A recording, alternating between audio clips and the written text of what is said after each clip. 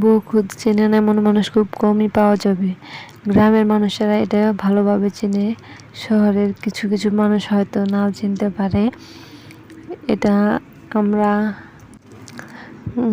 বউ ক্ষুধা হিসেবে চিনি, আর এটাকে আমরা খুদ বাজা হিসেবেও বলে থাকি। এখন কার দেশে কি বলে এটা আমি তো জানি না।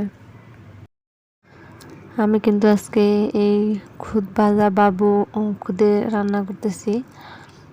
এখানে আপনারা কিন্তু দেখলেনই আমি ছোট গ্লাসের বা ছোট কাপ গ্লাসের 1.5 কাপ খুদ নিয়েছি। আর আমি এখানে আলু কুচি করে দিয়ে দিব, সাথে কাঁচামরিচ পেঁয়াজ কাইটা রাখছি, কাইটা ধুয়ে রাখছিলাম। এখন এটা আমি যেভাবে রান্না করি আপনাদেরকে সেটাই দেখানোর চেষ্টা করতেছি। বিশেষ করে আমাদের এলাকায় বা গ্রামে যেভাবে রান্না করে সেভাবে আমি রান্না করতেছি। এখানে আমি এই খুদগুলো দিয়ে দিলাম কড়াইতে, সাথে পানি অ্যাড করে দিচ্ছি। আর এখানে আলুগুলো রাইখা দিয়েছিলাম ধুয়ে, সেটাই দিয়ে দিলাম।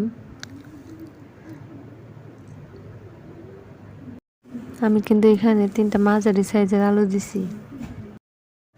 তারপরে এখানে আগে থেকে পেঁয়াজ আর কাঁচামরিচ রেখে দিয়েছিলাম, সেইটাই দিয়ে দিলাম। আমি কিন্তু এখানে এই অল্প পরিমাণে সয়াবিন তেল দেব। আপনারা যারা সরিষার তেল খেতে পছন্দ করেন তারা সরিষার তেলও দিয়ে দিতে পারেন। এখানে আমি স্বাদ মতো লবণ দিয়ে দিলাম। আমি কিন্তু এখানে একটু হলুদের গুঁড়া দিয়ে দিব কালারটা ভালো দেখানোর জন্য। আপনারা এটাকে স্কিপ করতে পারেন।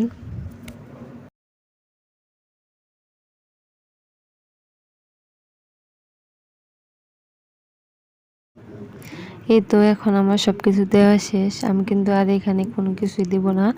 এখন একটু নাড়াচাড়া দিয়ে রান্নাটা বসায় দিব। বসায় দিচ্ছি অলরেডি, গ্যাসটা জ্বালায় দিব। এতক্ষণ কিন্তু আমি গ্যাসটা জ্বালাইছিলাম না, কারণ এটা আগেই সব কিছু করে তারপরে রান্নাটা শুরু করতে হয়।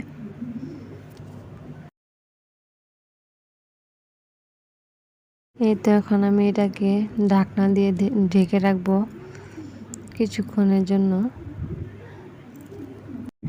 কিছুক্ষণ পরে আমি ঢাকনাটা সরাই দেখি আমার খুদে ভাত কিন্তু বলকে উঠে উঠছে। আমি একটু নাড়াচাড়া করে দিলাম।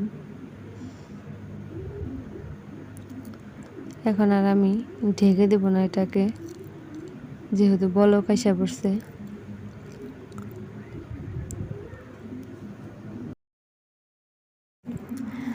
আর এটা কিন্তু আলু ছাড়া সাদা ভাতের মতো রান্না করা যায়।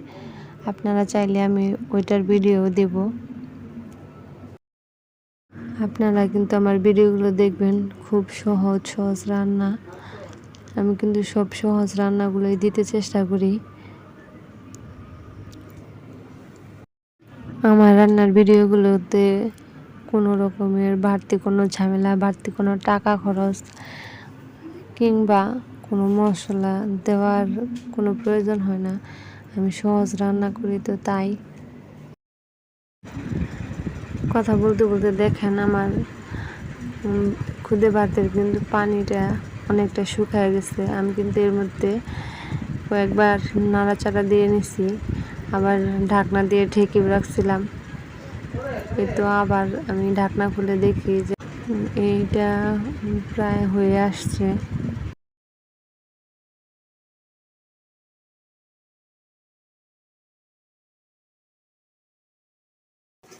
এখন কিন্তু এটাকে আমি বারবার নেড়ে চেড়ে নেব, কারণ এটা কিন্তু কড়াইয়ে আটকে যেতেছে।